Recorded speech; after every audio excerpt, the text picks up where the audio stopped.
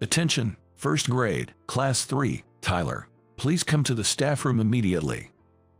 Tyler, that's my name. Just as the announcement said, I'm in my first year of middle school. The call came just as the fifth period was about to end, and I unwillingly became the center of attention. I had no idea why I was being summoned, but they said it was urgent, so I ran through the still empty hallway to the staff room. After knocking and entering the staff room, I stated my class and name, and looked around just as the end of day chimes sounded. The staff room, just after classes had ended, was sparsely populated with teachers. It seemed that the vice principal was the one who had called for me. I rarely ever spoke to him, so with a nervous tension, I approached, and the vice principal solemnly began to speak. "We just got a call from the police. Your parents have been in a traffic accident." The sudden news didn't make sense to me. I was told to hurry to the hospital and was handed a note with the hospital's name, phone number, and the emergency contact. The school had called a taxi for me, and without fully grasping the situation, I was ushered into the cab. As soon as I got in, I showed the note to the driver, and the taxi headed to the hospital. I arrived at the hospital quickly but was unable to see my parents. I was told they had been in an accident, but there was no sign of the person who must have hit them. Of course not.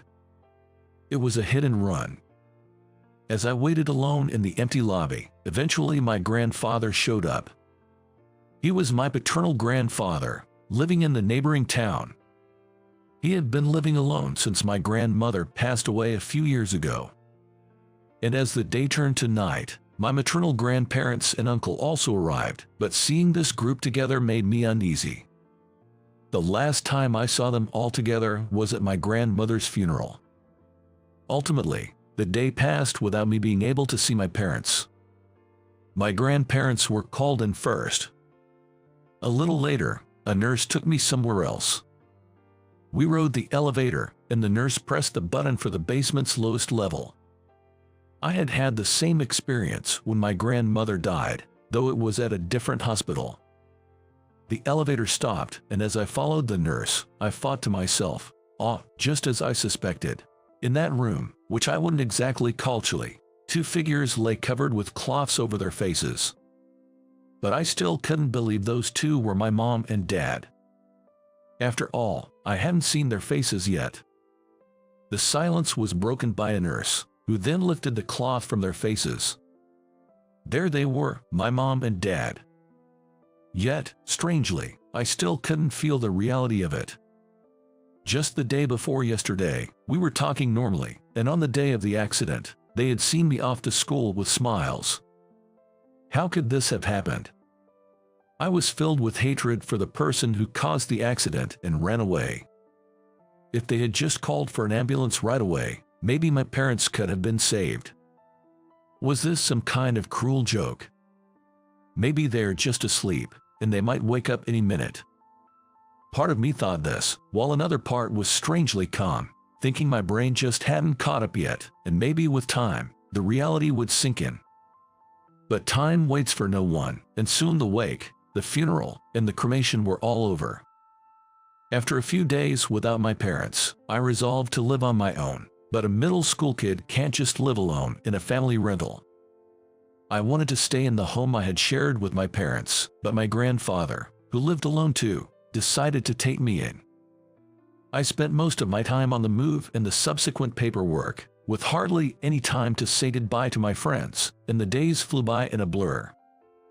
Then the life with my grandfather began. But he was living on a modest pension. Maybe if he had been a public servant, he would have had a decent pension, but he was just a retired salaried worker. Living on a meager pension, I wondered if the two of us could really make ends meet. With these worries, my new life started. I had to move to the next town and change schools. At my old school, I hadn't joined any clubs, which had been okay, but here, it seemed like every student was expected to join one. Thankfully, a teacher, understanding my situation, allowed me to be an exception. Being the new kid, my seat was at the back of the classroom. The other students had already formed their own groups. Could I blend into this new community? Did they know about my situation? What would I say if they asked about my home? My anxiety didn't end at home. It followed me to school too. Without the courage to speak up, I sat alone until a boy from my class approached me. After introducing himself as Henry, he started barraging me with questions. When he asked about clubs and I honestly said I wasn't joining any, he seemed really bothered and kept pressing. Why not? I explained that at my old school, clubs weren't mandatory, and because of family circumstances, I wasn't joining here either. But rules are rules, he snapped back at me. I didn't feel like sharing my whole life story right then and there, and I didn't want to deal with him, so I brushed him off. But Henry got heated and grabbed the back of my collar. I quickly grabbed his shirt front in response. Classmates intervened to break us up, and the commotion brought our teacher running over. But Henry still hadn't cooled off, raising his voice. "You're just living a pool life with your granddad, right? That's why you can't join a club." The homeroom teacher, shouting "Stop it," took Henry to the staff room. Seeing that Henry knew about my situation made me think maybe others knew too. I didn't know how Henry found out. Maybe he overheard the adults talking in the staff room. After finishing scolding Henry, the homeroom teacher returned to the classroom and told me, "Don't worry about it." After school, when I got back to the house where my granddad was waiting, he immediately asked how my day went. How was school? I told him it was a lousy school and about the trouble with Henry. But then, "That doesn't mean the school's lousy, just that classmate," he said. I was expecting some comfort, for him to be on my side, but his response disappointed me. After all, wasn't it because of Granddad that I was in this mess? The thought bubbled up inside me. If I could have lived on my own, I could have continued at the same school without any changes. I wouldn't have needed to go to a school with such a messed up guy. It's because Granddad took me in that I ended up at this lousy school. Grandfather didn't seem interested in my complaints, just glancing at me and saying nothing. Maybe feeling awkward, he left to go shopping and came back with vegetables and Chinese food ingredients. He put the groceries in the kitchen and started cooking rice. He was used to it. I thought maybe once the rice was done, conversation would naturally follow, but time didn't resolve the tension. School, my parents, and the future. There were things I wanted to talk about, things I needed to say, but my granddad and I didn't exchange a single word, silently eating our dinner instead. Days passed, and back at school, Henry kept picking on me whenever he got the chance. Conversely, at home, my grandfather and I barely spoke, except about meals. When this was starting to feel like the new normal, I came home from school to find my grandfather lying on the bed. "Tyler, you're back?" he asked. It had been a while since we had exchanged words about anything other than food, but finally, we did. Apparently, he had fallen off a ladder while pruning the trees in the yard. He didn't hit his head or back, but instead, he twisted his leg. That reminded me of the ladder and shears left out in the yard. After discussing it, we decided I would handle the shopping and chores for a while since he couldn't.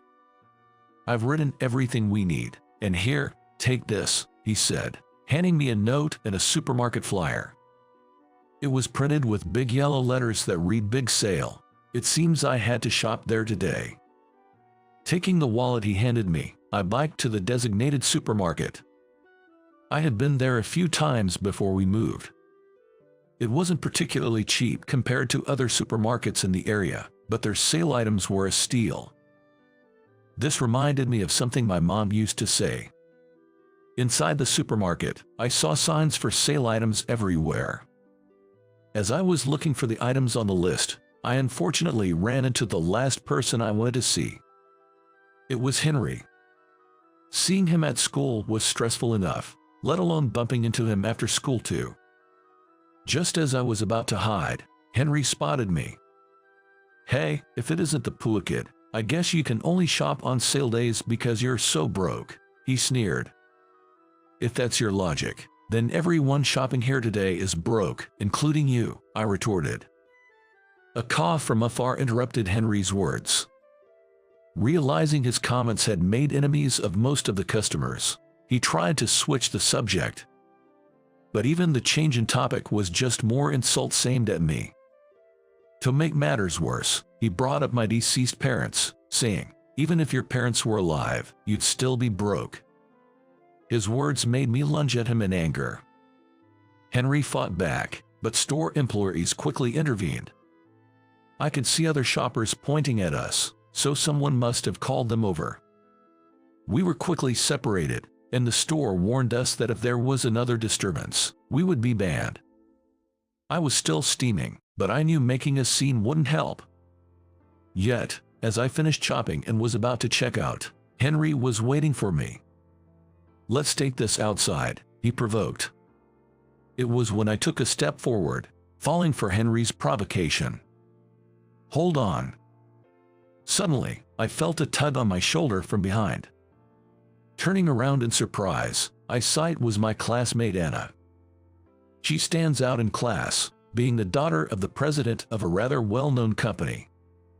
When I first heard she was a corporate heiress, I was surprised, but honestly, she doesn't act like a princess at all. Even during breaks, she's just like any other girl, chatting with friends about TV and family stuff. "You don't need to stoop to his level," she said. Annoyed that a third party was intervening, I shrugged off Anna's attempt to stop me and turned back to face Henry. "You better back off. This is a world you wouldn't understand, princess." "And who do you think you're talking to? How dare you speak like that?" she retorted. From Anna's tone, it seemed like Henry couldn't talk back to her, maybe owing her a favor or something, but apparently that wasn't the case. "It's none of my business," Henry snapped and lunged at Anna. I rushed to intervene, but Anna's kick found its way between Henry's legs. With a blow that no man could shrug off, Henry doubled over in pain. I thanked her, still in shock, and she just smiled back and said, "No problem." Henry is certainly annoying, but causing trouble here isn't what your parents would want. You have to carry on their will, Tyler. Confused by her words, I just stood there until she suggested we talk over coffee. "Order whatever you like, it's on me." I was annoyed at being dragged into a cafe with no money, but since she was paying, I ordered a hot tea. As our orders were placed on the table, we both let out a sigh of relief. Then, Anna started to speak. "About what happened earlier," she began, and with a somber face, she revealed something unbelievable to me. It turns out that the accident that led to my parents' death was caused by Henry's uncle. Since it's his uncle on his mother's side, they don't share the same last name. That's why maybe the teachers knew, but none of the students did. Still, it felt strange that Anna knew all this. "So how do you know all this?" I asked. "Henry's uncle used to work at our company," she disclosed. That's when it clicked why she had earlier reprimanded Henry so confidently. Anna went on to give more details. Apparently, Henry's uncle was a troublesome person, and even Henry's family was burdened by him. He was a gambling addict, often showing up at Henry's house unexpectedly to ask for money or calling persistently. And amidst all this, he caused the accident. Moreover, it seemed that the car Henry's uncle was driving at the time of the accident was a company car. He'd cleverly erased any dent and blood stain, as if nothing had happened, and kept quiet about it to the company. After the incident, maybe in an effort to make up for the fine, his nuisance behavior intensified. Observing Henry's actions, I can't help but think there's a streak of scum in the family DNA. Not that Henry himself is to blame, so it's hard to hold it against him. That's why, honestly, I owed you an apology too, Tyler. I'm sorry. You don't have to apologize, Anna. Your dad and his company are victims too, right? As we talked, I realized a lot of time had passed since I left for shopping. Even if I went back now, dinner would be very late. I was going to buy some takeout as a wasteful option when Anna offered to buy dinner for both of us. It seemed like an apology for holding me up. When I got home, my grandfather seemed worried and asked if something happened. He wanted to know everything, including the takeout I was carrying. I explained everything that had happened at the supermarket, what Anna told me, and how she even paid for our dinner. "So, you're in the same class as Anna," my grandfather remarked. He didn't seem surprised by the story I relayed from Anna. The only thing that seemed to catch his attention was that Anna and I were classmates. He mentioned that Anna's grandfather was his childhood friend. The company now run by her father was originally started by her grandfather. There was one thing my grandfather didn't know, that Henry was related to the offender. But he had heard everything else from the police and had even gone to settle matters with Anna's grandfather himself. To my grandfather, it was the accident that took the lives of his son and daughter-in-law. To Anna's grandfather, it was an accident that smeared mud on the company's face and took away a friend's family. The company was already set to provide full support for the upcoming lawsuit, including financial and manpower resources. While I was at school, my grandfather had been doing all he could for my parents and me. Unaware that my grandfather had been taking such actions, I had unfairly felt disappointed. Reflecting on the argument we had the other day, I apologized to my grandfather. But he dismissed it, telling me not to worry about adult matters and to focus on my studies. However, I wanted to help too. So, I decided it was time to express my honest feelings. I can't move forward emotionally or physically until the lawsuit is settled, and there's still so much uncertainty in our lives, with school and everything, I confessed. "I'm sorry. If we had even a fraction of Anna's family income, you wouldn't have to feel any financial insecurity about the future." My grandfather apologized for not being able to provide a better life for me. Having money wouldn't bring Dad and Mom back to life, nor would it have saved them. Besides, living with Grandpa is pretty fun too, you know. At my words, my grandfather looked up briefly before looking down again. After hearing from Anna and learning about the covert actions my grandfather had taken, I felt a bit comforted. I realized that my parents had been treasured and, even though they were gone, they had not been forgotten by everyone. As I finished talking, my grandfather didn't lift his face and headed to the washroom on his injured leg. He said he was sleepy because he had waited up for me and wanted to wash his face to wake up. But hidden in the sound of running water, I occasionally heard the sound of sobbing. When I noticed this, I inadvertently started crying. True to what my grandfather had told me, trials are slow. The trial for the accident that occurred in my first year of middle school didn't start until the end of my third year. Thanks to Anna's cooperation, we were able to secure a sizable compensation in the civil case as well as the criminal one, and the once strained conversations with my grandfather had increased. After I graduated from middle school and was in my second year of high school, I was contemplating my future path. Considering my grandfather's care, a job nearby seemed sensible. However, I thought he would be upset if I told him, so I kept quiet, but my homeroom teacher must have informed my grandfather without my knowledge. "Now that the trial is over, you should be able to move on. Are you moving forward now?" This clearly meant he wanted me to pursue further education. There were no financial issues regarding going to college because my grandfather had saved the compensation money. He started doing the household chores again so I could focus on my studies.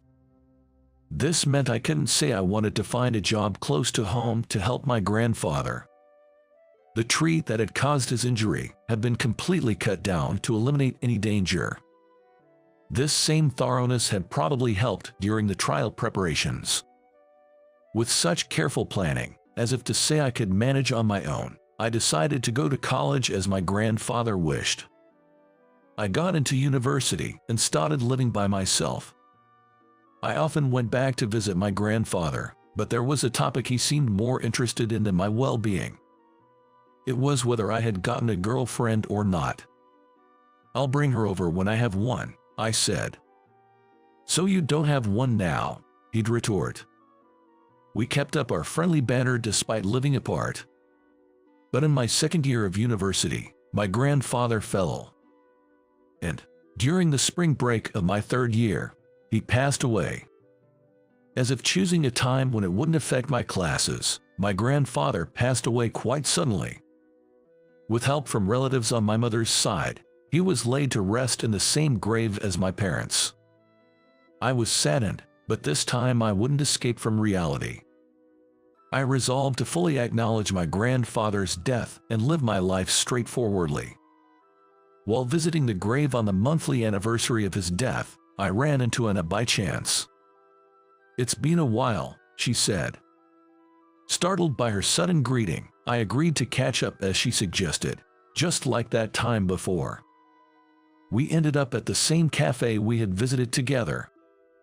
Since I hadn't really talked to her since middle school graduation, this could be the first time since then. We caught up on old memories, shared updates about college life, and generally had a lively conversation. Then Anna surprised me with an unexpected suggestion. "Hey, you should come visit my place sometime. My grandfather wanted to talk to you," she said. Anna and her grandfather had come to my grandfather's funeral, but it had been too hectic to talk much then. I told her I would visit if I had the chance, and then she surprised me further by offering, "Why don't you come to intern at our company?" Her company was indeed a major firm, and as a place for an internship, it was impeccable. I accepted her invitation, and we exchanged contact information. I processed the internship for my university and was able to participate successfully. During the internship, I was actually called in by Anna's grandfather, the chairman, which was a bit nerve-wracking, but I managed to have a little conversation with him. He shared stories of his childhood with my grandfather, and then he asked me to tell him about what my grandfather was like when we lived together and about his last days. While we both got a little teary-eyed, I shared all about my grandfather, and we reminisced about him. "Next time, let's have a meal together with Anna too," the chairman said, and with that, I left his office. Since then, I've become a senior in university and received an early job offer. It was from Anna's grandfather's company. Anna herself had decided to work at a different company, saying she didn't want to rely on her family's influence. The truth was, she had other things she wanted to do. I was at the cemetery to give an update at the grave. Standing in front of the grave, I feel like my father, mother, and grandfather are all there to greet me. "Dad, Mom, Grandpa," I leaned on Anna until the end, "but I'm about to become a working adult soon. Thank you for raising me this far." Perhaps I should have said these things while they were still alive, but if I had, my grandfather would probably have said there was no need for such thanks. That's just the kind of person he was. This is the story of my 8 years since losing my parents and living with my grandfather.